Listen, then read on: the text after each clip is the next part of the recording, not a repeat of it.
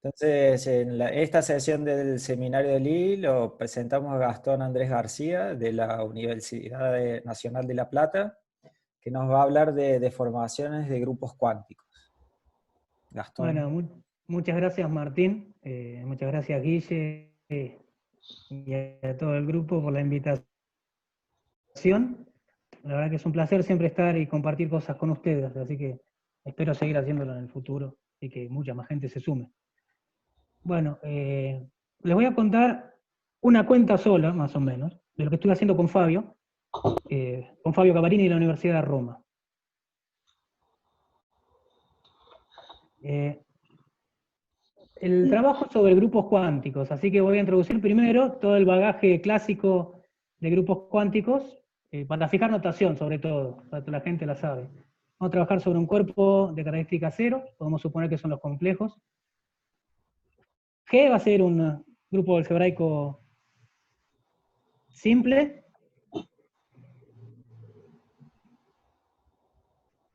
Conexo, simplemente conexo. G va a ser el álgebra de Lie. N va a ser el rango de G. A va a ser la matriz de Cartan asociada a G. Simetrizable, porque va a ser de tipo finito la matriz de Cartan. Simetrizable para la matriz diagonal, que voy a llamar D. Y va a ser el conjunto de índices y de 1 a n. Bueno, entonces, la idea va a ser encontrar, primero tratar de escribir grupos cuánticos multiparamétricos. ¿Está bien? Entonces, esperen que no se ve lo que estoy viendo yo. Ahí está. Q va a ser una indeterminada y vamos a tomar una matriz de multiparámetros que los parámetros voy a tomar en el cuerpo de funciones sobre Q. ¿Está bien? Matriz de cuerpo de funciones sobre Q. Y esto es una cuestión técnica de la matriz de multiparámetros. Le voy a pedir que satisfagan la condición de Cartan, esta condición de tipo Cartan. ¿Está bien? Es una condición técnica que, bueno, no voy a explicar para qué la pedimos. Muy bien. Entonces, el objetivo a largo plazo que tengo, esto más mío que de Fabio, es describir familias de álgebra de Hopf como subgrupos cuánticos. ¿Está bien? El problema original es entender, esto sirve mucho para problemas de clasificación de álgebras de Hopf, tratar de entender cuáles son los subgrupos cuánticos, o mejor dicho, las álgebras de Hopf que admiten una proyección de un grupo cuántico a H. Y en realidad hay muchos ejemplos con muchas propiedades distintas, entonces una idea es tratar de entender cuáles son todas las familias que admiten una descripción así. Porque nosotros tenemos mucha información de lo que es el grupo cuántico y queremos pasar esa información a las álgebras a las álgebras de Hopf H.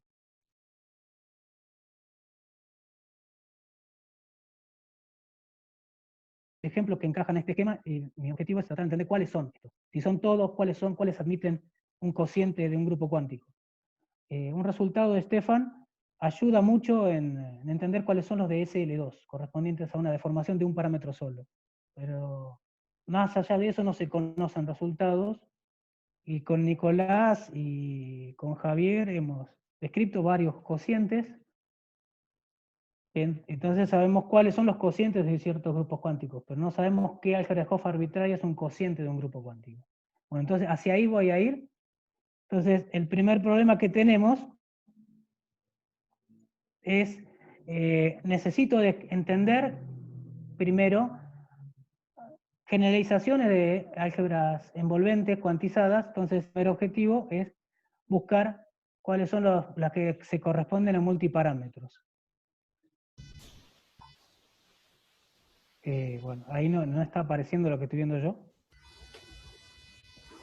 Quizás cambie lo que estoy compartiendo. A ver, esperen que cambie lo que comparto, porque está muy lento.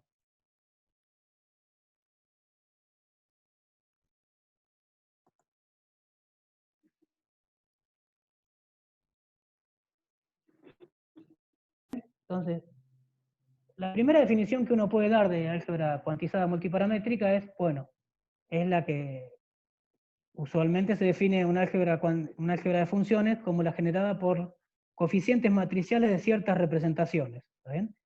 De dimensión finita.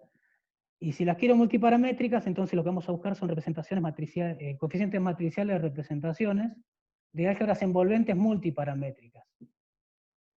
Bueno, entonces el primer punto es, el paso 1, es entender lo que serían las versiones multiparamétricas del álgebra envolvente. Muy bien, sucede que casi todos los ejemplos que hay en la literatura de las álgebras envolventes multiparamétricas de álgebra de Lie son deformaciones por torcimientos que deforman la estructura del coproducto que tiene el álgebra envolvente, o deformaciones por dos cociclos que deforman el producto del álgebra envolvente. Bueno, lo voy a mostrar en esta charla. Nos pusimos a mirar un poco estos ejemplos para tratar de estudiar estos ejemplos multiparamétricos. Y lo primero que probamos es que, bajo ciertas hipótesis, dan el mismo objeto. O sea, las deformaciones por twist dan un objeto multiparamétrico, las deformaciones por cociclos dan otro objeto multiparamétrico, y lo que resulta es que los objetos son, bajo ciertas hipótesis que van a ver ahora, son el mismo objeto. Así que ese va a ser el teorema. ¿Ven? ¿Cómo puede ser eso, Gastón? Si en uno cambias el coproducto y en otro el producto. Es como... O es Muy bien, vos querés ya saber. Querés saber el final antes de saber el coso. Bueno, perdón, es que me parece La raro. cuestión es que, bueno, la razón heurística es que, viste que los grupos, las álgebras envolventes son un cociente de un doble, ¿está bien? Sí, Y el doble está formado por una copia de una álgebra de Borel positiva con otra álgebra de Borel negativa. Y una es el dual de la otra. O sea, hay un apareamiento entre las dos que hacen que una sea el dual de la otra. ¿Está bien?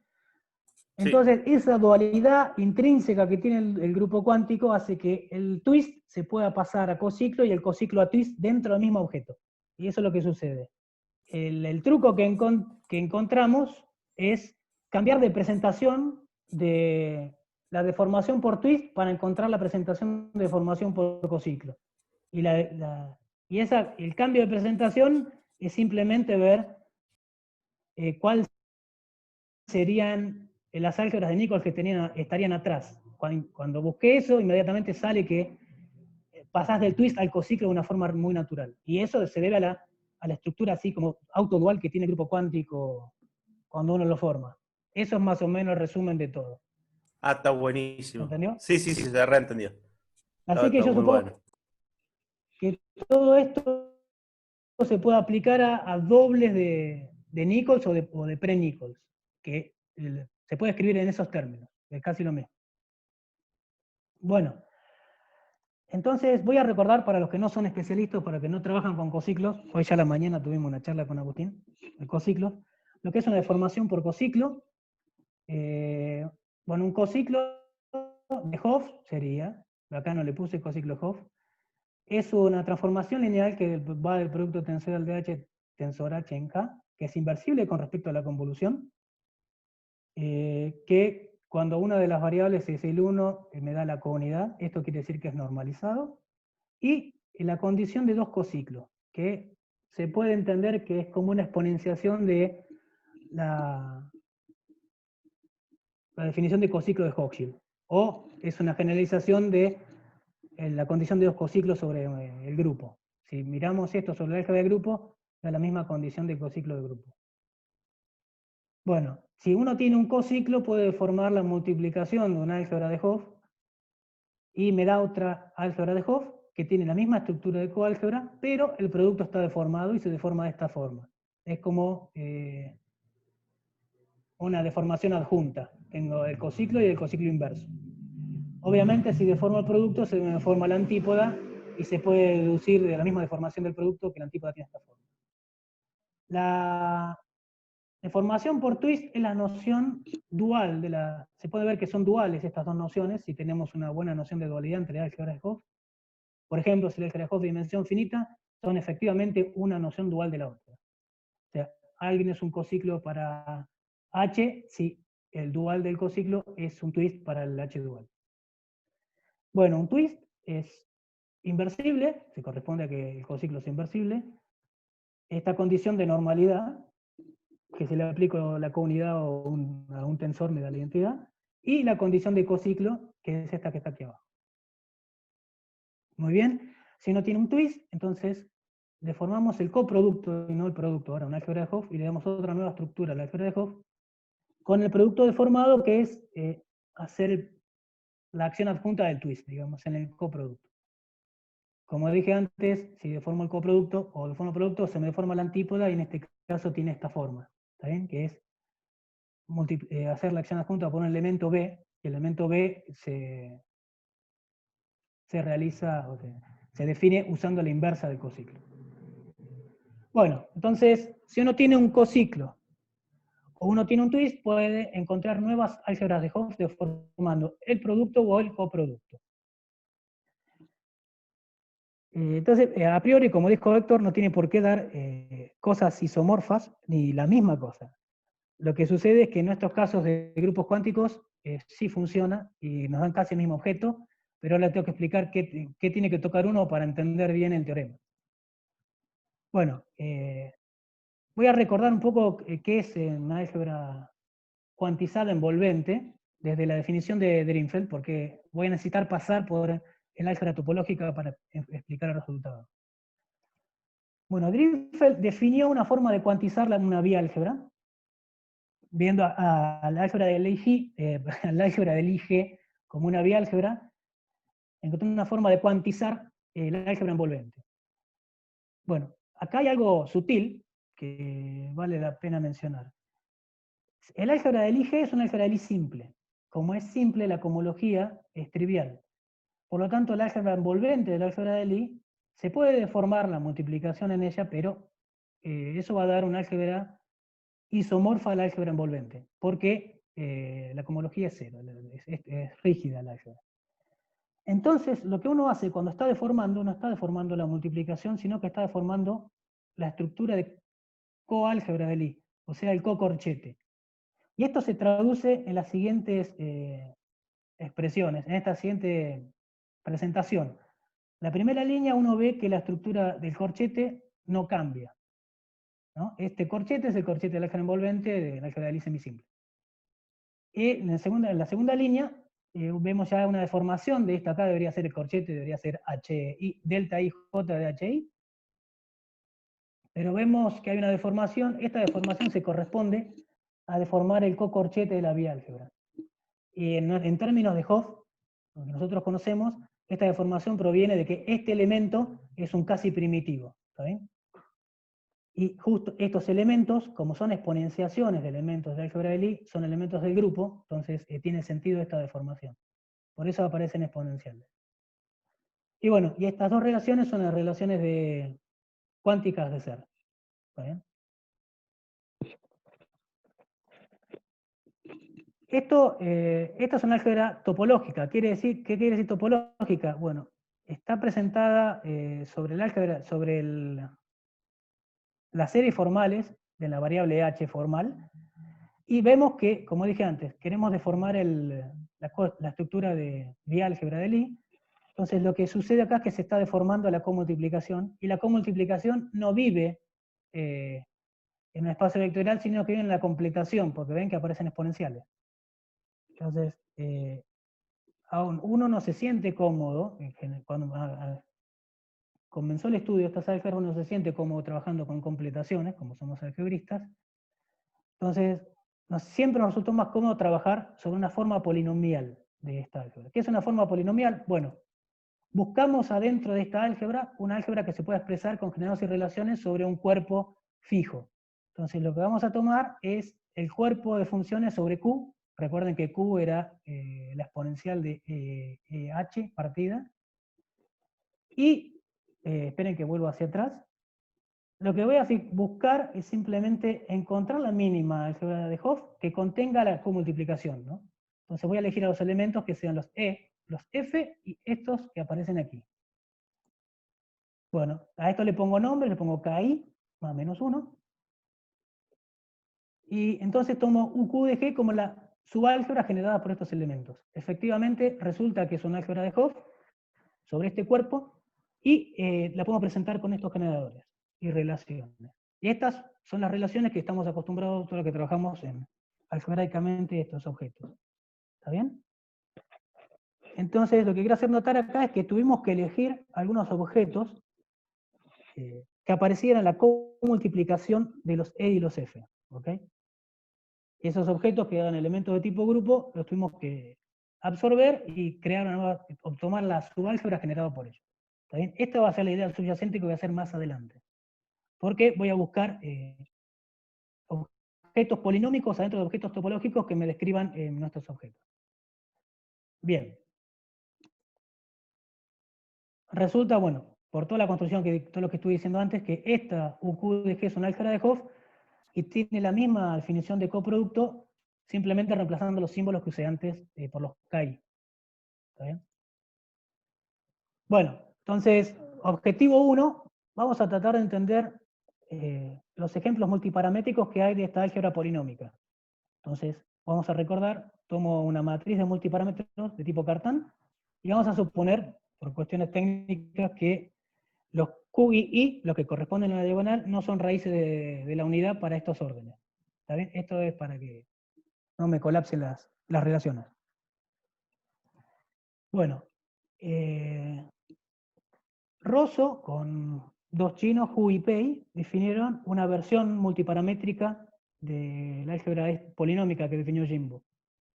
Simplemente dejando libre la acción de adjunta de los elementos de tipo grupo. O sea, uno puede ver aquí, se ve, si se ve el manito, que dejan libre la acción de la adjunta de los KI y de los LI, ¿está bien? Y esa es una noción natural. Ellos se dieron cuenta, como vamos a ver más adelante, que es mejor siempre trabajar sobre el álgebra de Lie dada por el doble de Manning, que no es nada complicado, es simplemente tomar una doble copia Gastón, del todo. Sí. una pregunta. Había un paper Diga. mucho más viejo de unos japoneses que hacían exactamente lo mismo. ¿Qué diferencia hay con la de Juppé y Rosso?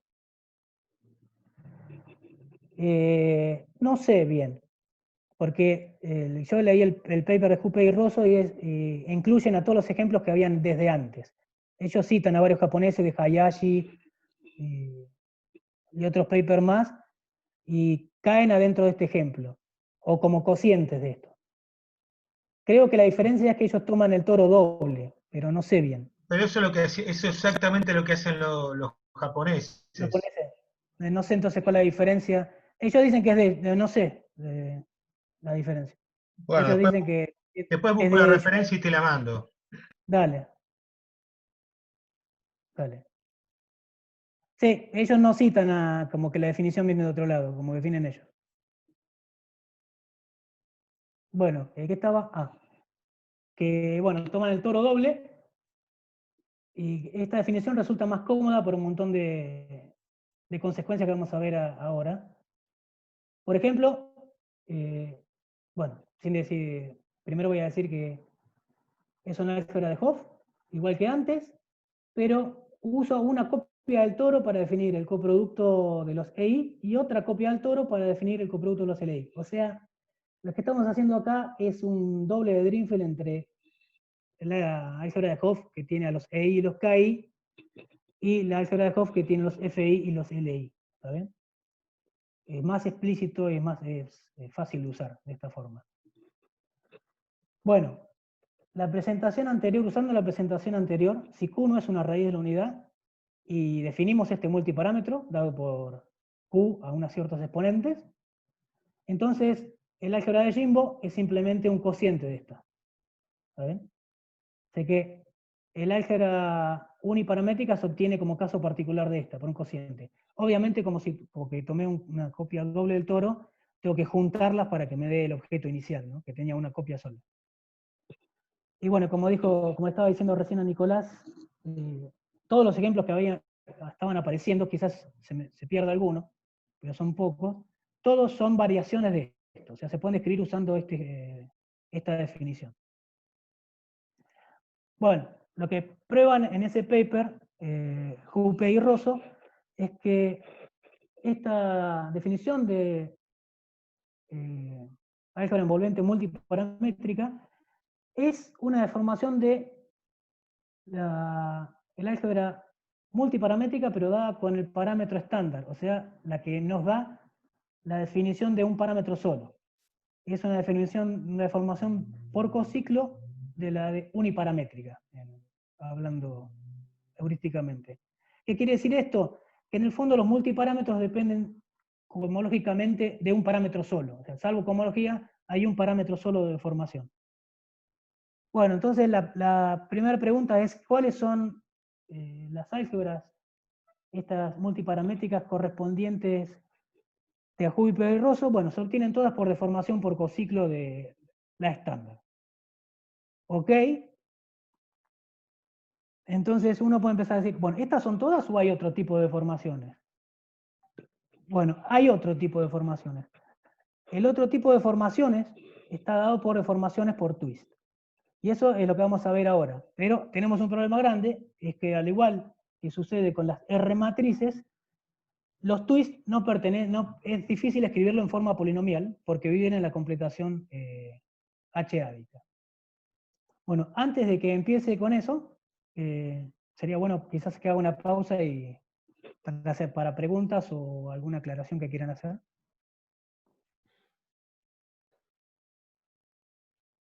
Yo tengo una pregunta.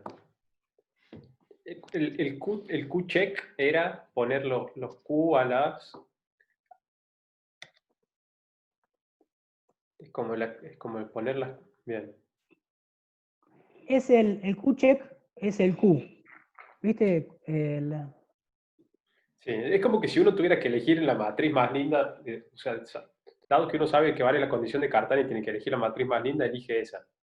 Estos Q-check son estos. Bien. Son los que aparecen naturalmente de tomar el álgebra polinómica adentro de la H-ádica. ¿Ves? Acá tenés el corchete normal, ¿no? Pero cuando reemplazás el HI por el KI es la exponencial. Entonces, cuando haces la fórmula de conmutación, te queda la exponencial de los AIJ. Entonces no tengo ninguna pregunta. ¿Está bien? Lo que liberan ellos es, tomemos cualquier multiparámetro.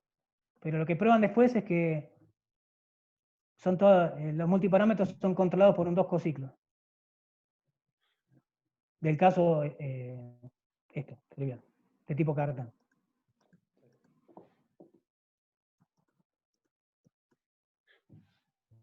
La multiparámetro es la que sale naturalmente si vos empezás desde las álgebras de Nichols, ¿verdad? Sí. Que agarrás una tipo Cartan. Sí. Y esto tiene que ver con el teoremón de Nicolás y Hans, que en el paper de cómo es una caracterización de grupos cuánticos, cuando prueban que muchas álgebras de Hopf punteadas aparecen así. Y lo buenísimo es que aparece una matriz de Cartan que te determina el multiparámetro. Es como una condición natural que aparece. No, está buenísimo. Sí, sí, está buenísimo. Ese paper está buenísimo. Pero en ese teorema el Q también era un parámetro. No recuerdo bien. Creo que no. Creo que hay... Rosso pide que sea positivo, que no. El problema es que cuando te aparezcan potencias no se te anule, no te quede uno. Entonces, si satisfacen esas condiciones, funciona. Sí. Creo que Nicolás, el teorema funciona justamente para las hipótesis del teorema de clasificación de punteadas, que el orden no sea divisible, que sea coprimo con 210.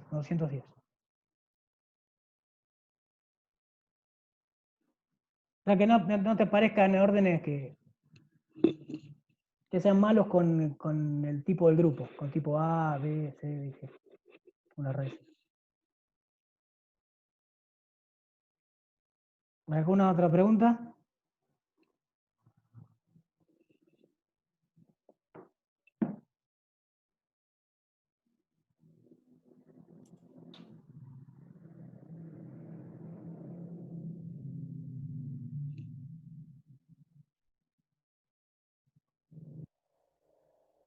¿Sigo? Sí, sí, Yo creo dale. que se puede ser. Bueno. Bueno, vimos recién que los multiparámetros estos vienen dados por deformaciones por cociclo. Ahora voy a mirar el otro lado. Voy a deformar el álgebra envolvente por un twist. Esta idea la usó Reshetygin para dar álgebras envolventes multiparamétricas y fue tomando este tipo de twist. ¿Está bien? Son twists que vienen dados por exponenciales, pero no son cualquier exponenciales, son exponenciales de cosas que aparecen en el toro. ¿Está bien? Hay otros tipos de twist, estos fueron estudiados por Ettinghoff, Chris Negron. Bueno, Chris Negron hizo unas cuentas al final de esto, pero esto fue bien descrito por Ettinghoff y Kazan, creo. Hay otro tipo de twist y tienen que ver con familias de twist con automorfismo del diagrama de Dynkin y espacio. Bueno. Nosotros como primer paso tomamos el primer caso de los twists, son los que definió Reshetygin, que tienen que ver con el toro. Estos twists los voy a llamar torales cuando aparezcan. ¿No? Bueno, funciona que la definición de esto para cualquier matriz psi, esto es un twist. ¿Está bien? No importa qué matriz uno tome. Y me define la estructura de álgebra de Hopf, uno hace la cuenta y le queda el coproducto de esta forma medio horrible. Como se ve, el coproducto, al igual que la fórmula original, tiene objetos que vienen en la completación. Entonces a uno no, si quiere trabajar con formas polinómicas no le gusta esto y trata de encontrar la menor subálgebra adentro de la álgebra topológica que pueda ser expresada polinomialmente. Bueno, entonces esto nos llama la atención y tenemos que ver quiénes son estos objetos que aparecen en la comultiplicación. Bueno, como vuelvo hacia atrás, entonces lo que importa acá son estos psi y j que aparecen, y esto me define un elemento adentro del álgebra de Cartan. Pero los coeficientes están acá adentro, en KDH. Entonces, esto me motiva a la siguiente definición. Voy a mirar los morfismos que vienen inducidos por el torcimiento, que van del álgebra asociada al retículo raíces en el retículo raíces, estas transformaciones lineales, dados por lo psi. Una la voy a llamar psi más y la otra psi menos, que es dado por la traspuesta. ¿Está bien? Porque justamente estos dos elementos son los que aparecen en el coproducto. Entonces, ¿cuál es el objetivo que estoy buscando? Estoy tratando de describir el coproducto anterior, este coproducto, codificarlo en funciones que van del álgebra de Cartan en el álgebra de Cartan. ¿Está bien? Para manejarlo mejor y tratar de encontrar una subálgebra polinómica. Esa es la idea. Bueno, si uno tiene los morfismos del álgebra, de la álgebra asociada al retículo raíces, uno la define naturalmente, sobre todo el álgebra de Cartan, obviamente con coeficientes en este anillo, de la misma forma, reemplazando los alfa i por los ti. ¿Está bien? Los t, recuerdo, son los elementos de la diagonal que me diagonalizan la matriz de Cartan por los h. ¿Sí? Bueno, entonces, dado un twist, tenemos morfismos que van del álgebra de Cartan al álgebra de Cartan definidos así.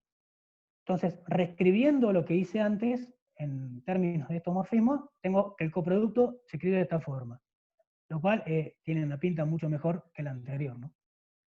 Entonces, bueno, entonces buscamos la menor subálgebra polinómica que contenga esta gente, y bueno, la primera condición que vamos a pedir ahora, esto es para fijar ideas, pero en los trabajos que tengo con Fabio hacemos un poco más de cosas. Voy a suponer que los psi y j son racionales, ¿está bien? Entonces vamos a trasladar el torcimiento que me aparece en la completación archiádica, a el caso polinomial. Bueno, como si los psi y j están en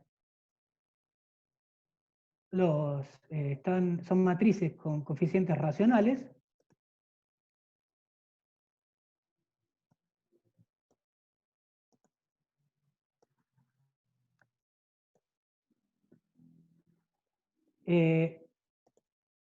la comultiplicación la puedo escribir en los términos de los K que definí antes, porque como son racionales, puedo jugar un poco, ¿está bien? Con las funciones.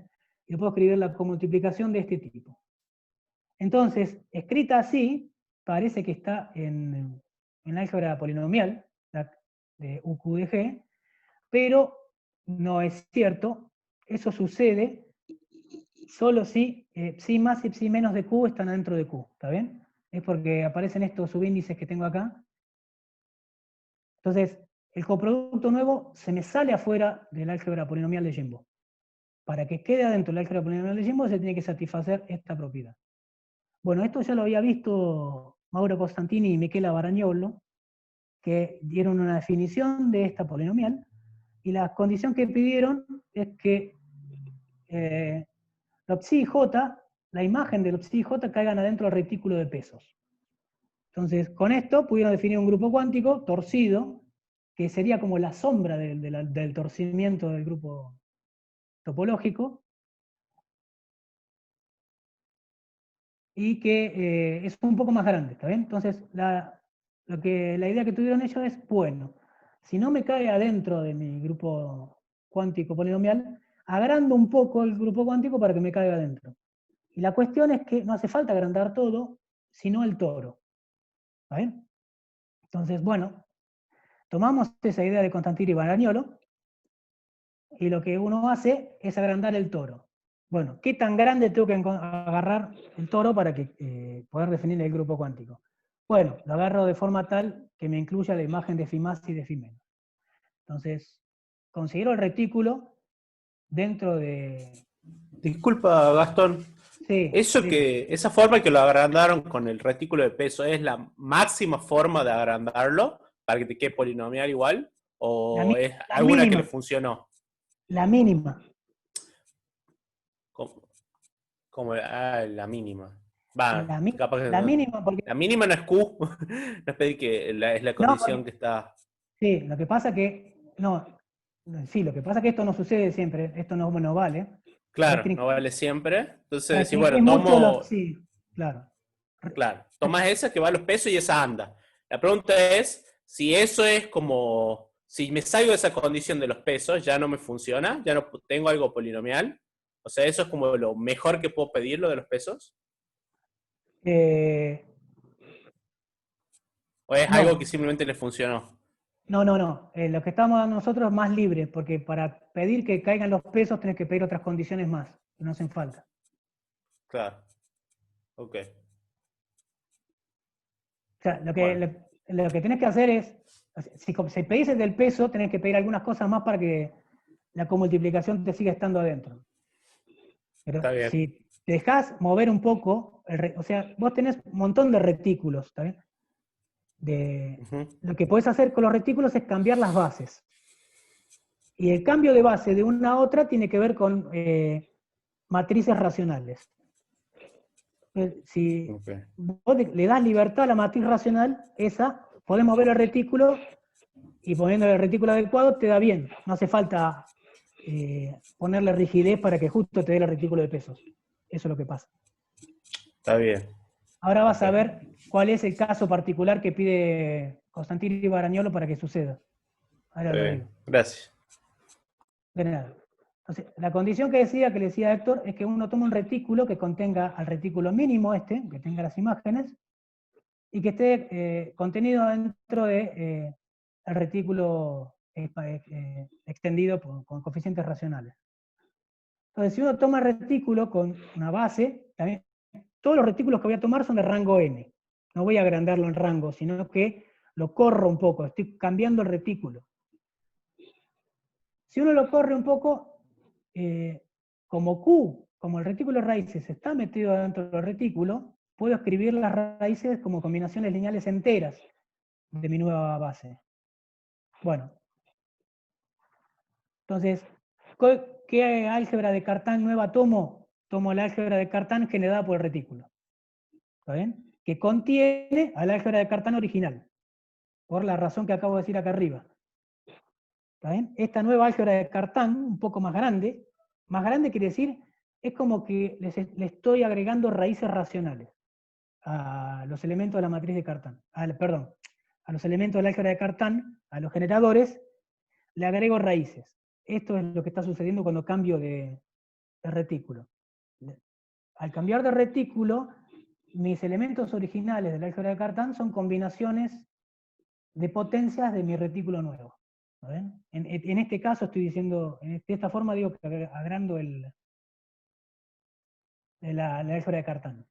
Digamos, no es como que la estoy agrandando, es como que le estoy tomando raíces, de cierta forma. Bueno, usando esta noción de la álgebra de Cartan más gorda, más grande, tomo estos nuevos generadores que se corresponden a este retículo, que los llamo K sub gamma. Y usando estos generadores nuevos, defino una álgebra polinómica. ¿Está bien? La álgebra polinómica va a ser la generada dentro de la subálgebra topológica por los EI, los FI, pero estos nuevos K gamma.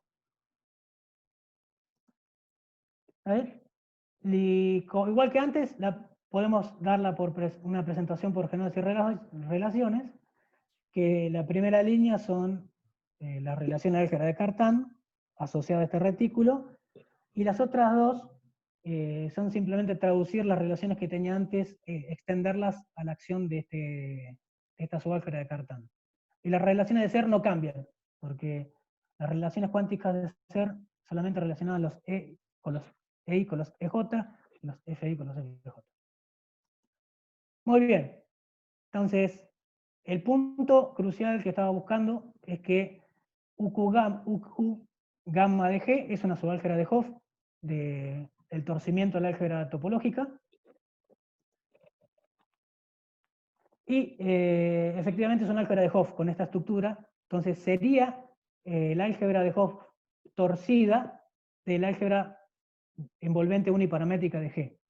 Claro, está medio mal decir eso porque no es una álgebra, no es el twist de la otra, porque el twist no vive más adentro de mi objeto, vive en la completación topológica.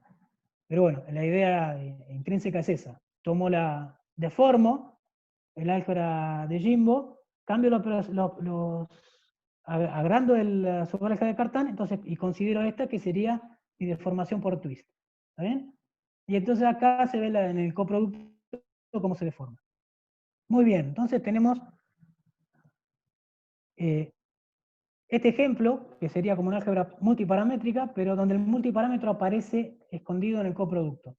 ¿Está bien? Lo que le decía a Héctor es que el caso de Constantini y Baragnolo le tienen que pedir restricciones a la psi, y es que sea que el psi más que definir y el psi menos que definir sea lo mismo, y que, bueno, el phi que definen ellos es 2 veces mi psi.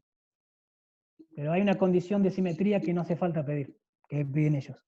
Esa condición me hace para que caigan dentro del retículo de pesos.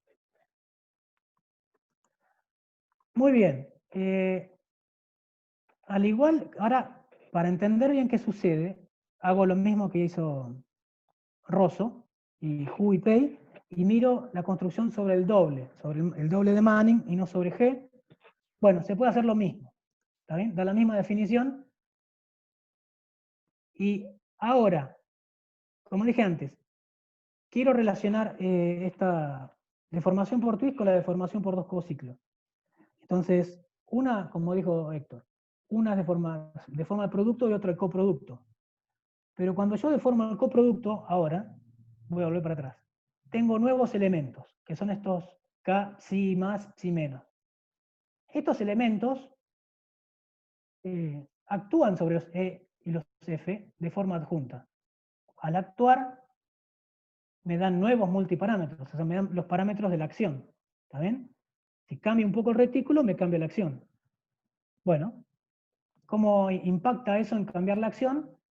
Bueno, si uno cambia un poco los generadores, lo que sucede es que, bueno, primero, cambiando estos generadores, cambiando de nombre, encuentro un coproducto que es más lindo a la vista, como uno está acostumbrado en la teoría de álgebras envolventes. De hecho, esto se parece mucho a los de la definición de Jimbo. ¿Está bien? O a la misma definición que dio Juppé y Rosso. Entonces, es casi la misma. Entonces, lo único que tenemos que ver es cuál es la acción de estos elementos nuevos, la acción adjunta en los E y FI. Y mirando esa acción, lo que uno se da cuenta es que hay una equivalencia, hay unas biyecciones entre los twists que teníamos de antes, los multiparámetros, una cierta clase de multiparámetros, y los dos cociclos. ¿Cómo es esto? Bueno, definimos el twist, cambiamos los elementos torales. Si miro la acción de los elementos torales usando estos nuevos generadores, me dan unos multiparámetros. Y por el teorema de Juppé y Rosso, esos multiparámetros se corresponden a dos cociclos. Entonces, lo que hice ahora, hasta acá, fue describir el camino que va de izquierda a derecha. Tengo twist, me dan multiparámetros, que me dan dos cociclos. Lo que sucede es que puedo volver. ¿Está bien? Y la construcción de un lado a otro es explícita. Si a mí me dan un twist, defino los multiparámetros estos. ¿Está bien? El Q y J es Q a un cierto elemento IJ de una matriz. ¿Qué matriz? La que está dada por esta fórmula. ¿Está bien? Es una fórmula bien explícita que depende solo de la matriz de Cartan, de la diagonal, y de, como digamos, la parte antisimétrica del twist. Y al revés, si me dan un multiparámetro, esto que digo multiparámetro racional, tienen que ser multiparámetros que están dados por exponenciales de un parámetro solo con elementos racionales. Si me dan ese multiparámetro, me puedo definir un twist y la fórmula de la matriz del twist es explícita también, que depende solo del multiparámetro y de la matriz de Cartan. Como ven acá, esta cuenta nos sale para cuando la matriz de Cartan es inversible. Hasta acá uno puede hacer la teoría para matrices de Cartan de tipo afín también, pero este teorema en esta forma no se encuentra para matrices de Cartan que no sean inversibles. Lo que estamos haciendo ahora es, bueno, después digo, pero la idea es, acá estoy forzando a mirar cosas polinomiales y en el fondo lo que estoy haciendo es forzando las cosas para tener una buena presentación. Si uno mira los álgebras envolventes formales, no tienes esa rigidez de encontrar algo polinomial, entonces tiene más libertad en los twists y en estas fórmulas, entonces se expande un poco más y se agarran mejor las cosas. Bueno, entonces el teorema que tenemos, que fue todo lo que hice hasta ahora, la demostración es más o menos eso. Después hay que mostrar que anda bien en los generadores, en los que se satisfacen las relaciones, y que efectivamente es un isomorfismo, pero bueno, eso es algo técnico. Pero la idea es esa. Si uno tiene una matriz antisimétrica, y no hace falta pedir antisimétrica porque da lo mismo, pero bueno, si uno tiene una matriz de un twist y un multiparámetro de forma tal que los dos se corresponden entre sí, entonces el álgebra envolvente cuantizada dada por el multiparámetro es isomorfa a nuestra definición de twist dada por el twist. ¿Está bien? Y la cuestión que está subyacente aquí es que uno tiene que agrandar el toro, agrandar la subálgebra de Cartan para que valga el isomorfismo. Porque si uno no la agranda, se cae el isomorfismo. ¿Saben? Hay problemas de subyectividad y de inyectividad, no sabe bien cómo se pegan las cosas. Siempre hay un morfismo que va de una a otra, pero se logra el isomorfismo si se pegan bien los toros, digamos. Y bueno, usando el resultado de Rosso, que todo multiparámetro es una deformación por cociclo de la uniparamétrica, tenemos que también estas deformaciones por twist, o sea, todos los ejemplos de Constantino y Baragnolo y la gente que hizo esto, también son deformaciones por twist de la uniparamétrica. O sea que en el fondo, todos los multiparámetros que aparecen son deformaciones por cociclo de la uniparamétrica. Así que si uno quiere estudiar este tipo de álgebras, basta entender bien cómo se comportan las cosas por deformaciones por twist y deformaciones por cociclos. Esa era la idea.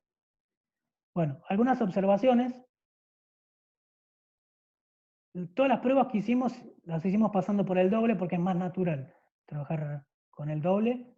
de Manning que con el álgebra de Lie simple. Eso se ve ya en los resultados de Hubble y Rosso. Lo que estamos haciendo ahora es ver el mismo teorema para el álgebra topológica, porque todos los problemas técnicos que tenemos con los isomorfismos, las presentaciones por genes y relaciones, se simplifican muchísimo si uno se olvida de mirar cosas polinómicas y las mira topológicamente. Y una vez que entiende eso, puede bajar de nuevo al caso polinómico y ser mucho más claro. O sea, se ve mucho mejor ahí. Eso lo estamos tratando de terminar ahora. Y el próximo paso es extender el teorema, que creemos que también vale, para otros dos cociclos y otros twists, que no tengan que ser torales. Yo supongo que valen los mismos teoremas, todavía no vi ninguno, no escribí nada, pero supongo que vale lo mismo, y ya ese primer paso que voy a hacer, después de que hagamos la versión para las formales, hacerlo para otros cociclos. Y bueno, eso era todo lo que quería decir. Muchas gracias.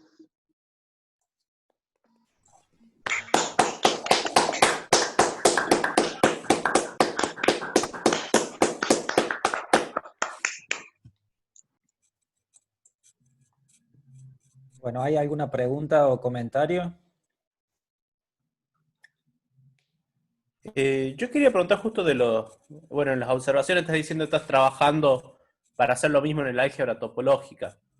¿Vos pensás que todas las restricciones estas que haces sobre el sí, en particular, digamos, que tenga los coeficientes racionales, que cumpla toda esa condición, digamos, con el látiz de peso y demás, eso se iría en ese futuro teorema, digamos? Sí, Si lo pudieras hacer en general. sí. O sea, es cuestión técnica nada más, digamos, de las presentaciones. Sí, en el fondo es, más o menos es eso lo que está sucediendo. Okay. La primera obstáculo que tuvimos fue definir versiones multiparamétricas de la formal.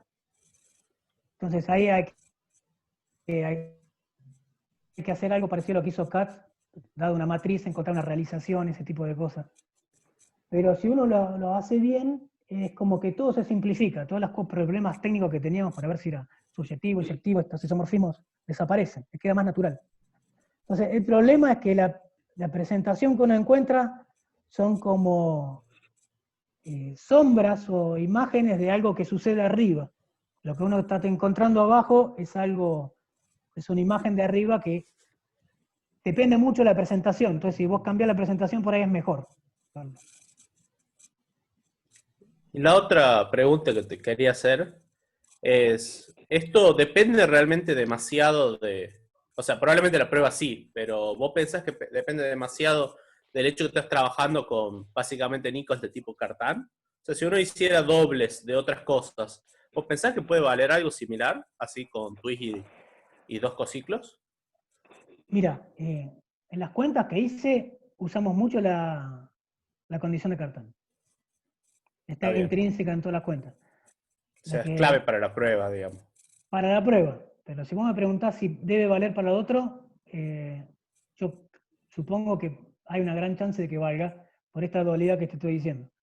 Pero, Claro. como dije antes, hay un problema con la libertad de parámetros, los twists, y que no se ve bien si uno trabaja en cosas polinomiales. Entonces no sé si qué tan cierto es eso. Está bien. La Bueno. diferencia es que tuvimos que jugar con el toro. Tuvimos que cambiar el toro para que se pegue todo. Cuando vos haces Nichols, no ves el toro, entonces tenés que juntarle bien el toro para ver cómo se pega.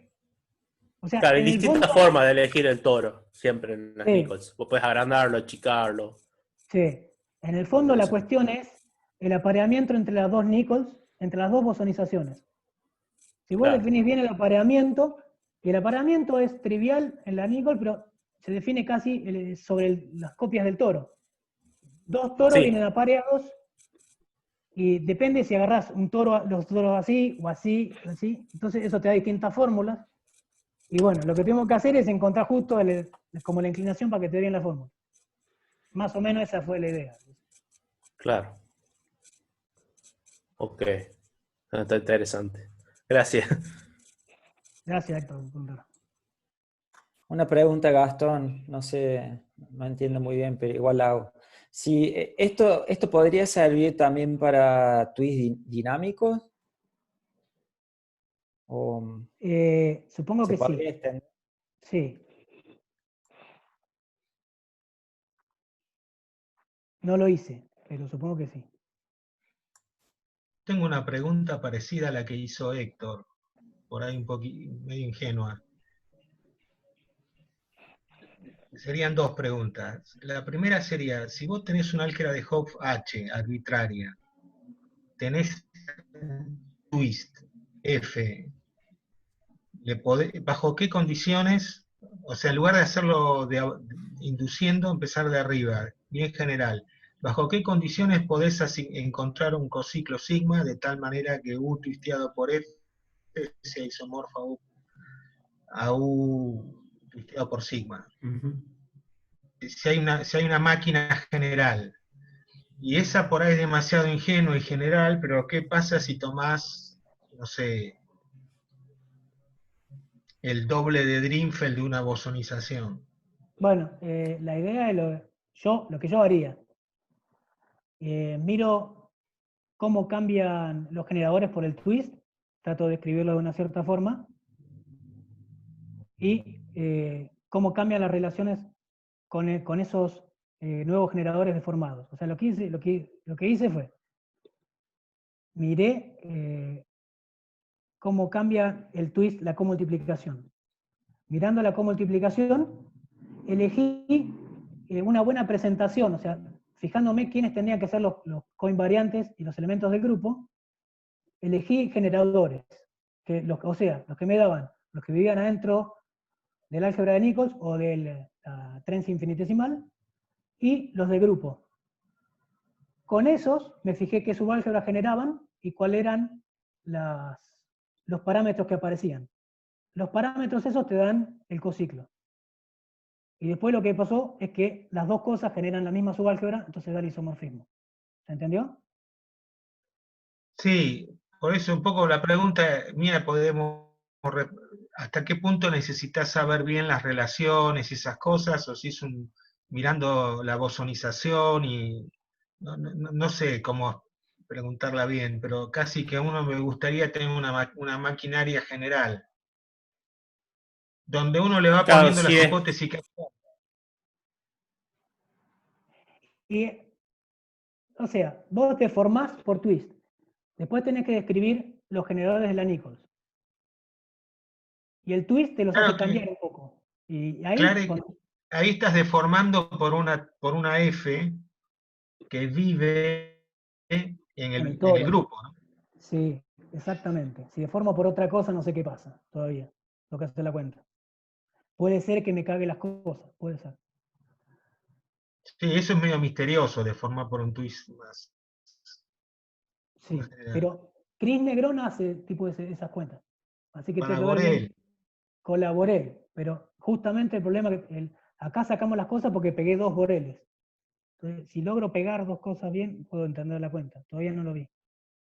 Pero la idea creo que sería, claro, deformás por este tipo de twist y después describís, o sea, las Nichols que te quedan, si son de tipo diagonal, conjetura, te van a quedar te siguen quedando de tipo diagonal, pero con otros parámetros. En esa deformación de parámetros aparece el twist, aparece el cociclo. Esa es la idea. O sea, quizás se puede entender así, como de tipo diagonal a tipo diagonal, y hay de la matriz de la trenza, hay un twist a la otra matriz. Y el twist se levanta dos cociclos. Eso más o menos. La idea. Eso fue lo que vi. Sí, tipo Acá, de diagonal parece, por lo menos en o sea, estaría interesante encontrar un contexto más general, pero en este contexto, que el grupo sea abeliano, que es lo que en definitiva fuerza tipo diagonal, parece clave, ¿no? sí, Porque es sí, como que estás yendo del grupo de caracteres en el grupo. sí, sí. Fue clave porque jugué justo con rangos y con cosas belianas. Sí, sería muy Y bueno probar con esa uno que no.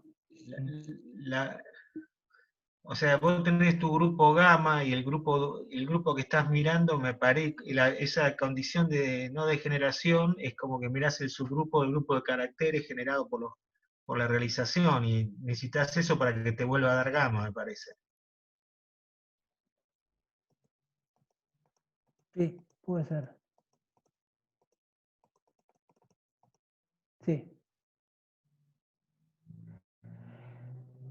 Sí, en el fondo es eso. Estás cambiando el grupo para que te caiga dentro de la realización.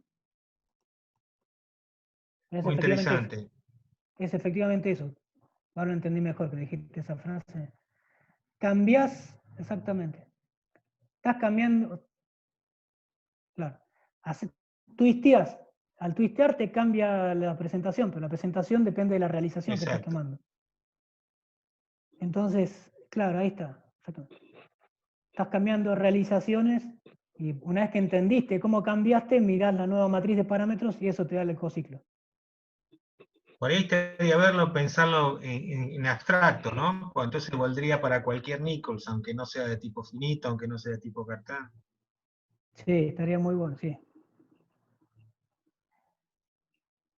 Muy lindo. Acá, bueno, muchas gracias. Acá hicimos muchas cuentas. Creo que está muy bueno lo que estás diciendo, ¿sabes? Salirme de las cuentas para pensarlo mejor. Y uno lo puede pensar en general cuando ya hizo las cuentas. Sí, lamentablemente la vida es así, para mí por lo menos. Para, Para mu- Grothendieck quizás no. para muchos es así.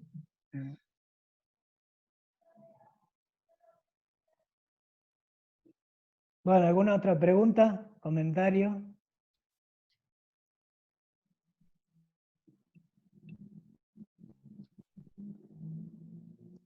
Bueno, le Me dejo agradecemos a Gastón compartir de vuelta pantalla. entonces. Gracias, Bueno, Gastón. gracias.